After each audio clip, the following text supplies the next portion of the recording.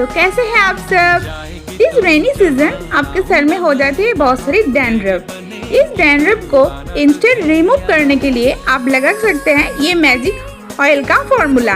ये देखिए, 1 चम्मच सरसों का तेल और उसके साथ मिला लीजिए 1 चम्मच नारियल का तेल और उसके साथ मिला लीजिए 1 चम्मच अदरक को कूट के उसका रस और 1 चम्मच नींबू का रस। ये देखिए, ये रहा एक आधा नींबू जो मैं निचोड़ रही हूँ, इसका रस भी 1 चम्मच ही होगा। और फिर इस चारों को अच्छी तरह से मिला लीजिए और इसको एक कॉटन बॉल में डिप करिए।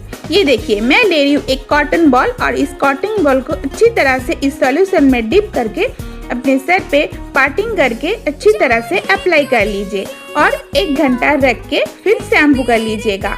इसका रिजल्ट आप देखिएगा, बहुत अच्छा आता है।